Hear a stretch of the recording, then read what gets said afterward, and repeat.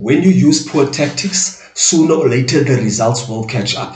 Now, the Kaizer Chiefs technical team have been using a very defensive structure in the last 4 games, and they've been able to get the results. But today, that has finally caught up as they've been knocked out of the Nedbank Cup by Stellenbosch 2-1.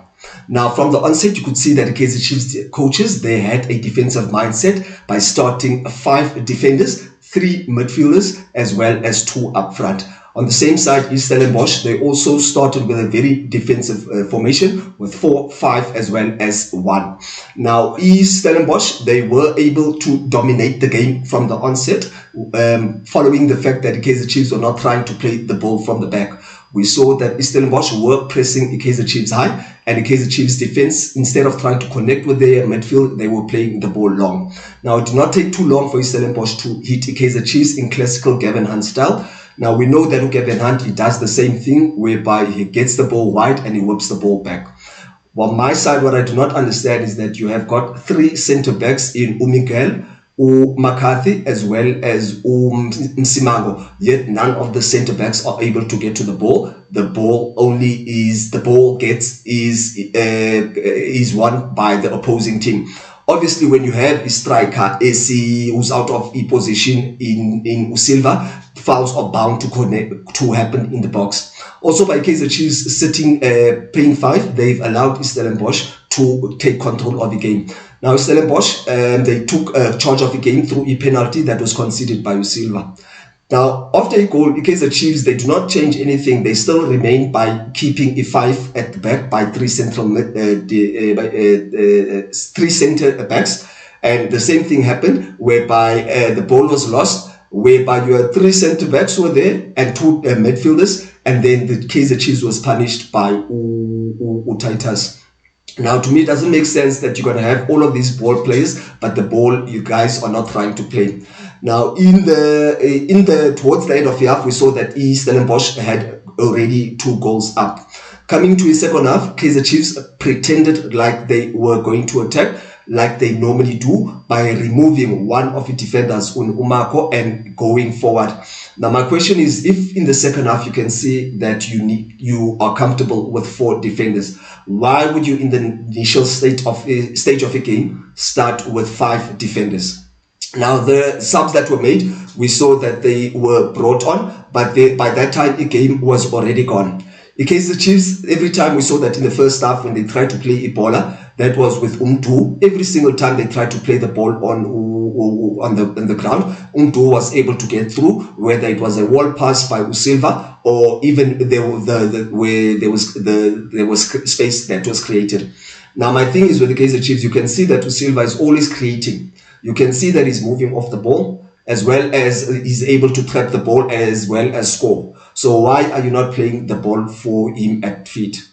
Now, I believe also for Kaizer Chiefs, there are some players, like, for example, Umdu today, not to single the young man out, but in cup competition, and a player who's been in the Betway Premiership for about 3 to 4 seasons.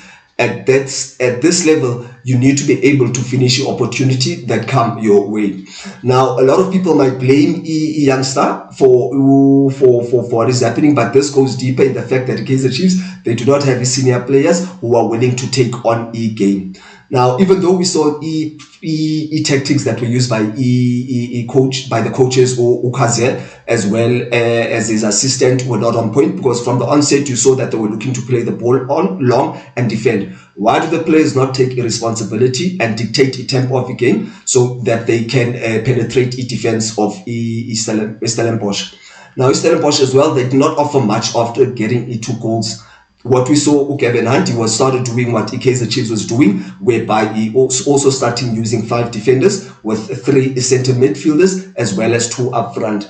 Now, people might be happy that Gavin Hunt won this way, but on my side, it doesn't really help football here in South Africa, because if we are going to play defensive football, this is what is going to happen. Now, for Kaizer Chiefs, playing defensive football has finally caught up with them. Even though they were able to pull a goal through Usilva late in the game, by the very same way, by penetrating through the middle and Usilva playing the ball back into a box, they were able to create chances. So my question is, if Chiefs are always creating chances through the middle, why are they always trying to play the ball long? Why can't they just play the ball on the ground and try to also penetrate defenders? We also saw in the midfield today, Mabaso as well as Undovu did not really give Chiefs much in the starting of the game, because I would have believed that even though tactics were given by the coach, players need to step up and take responsibility for a game.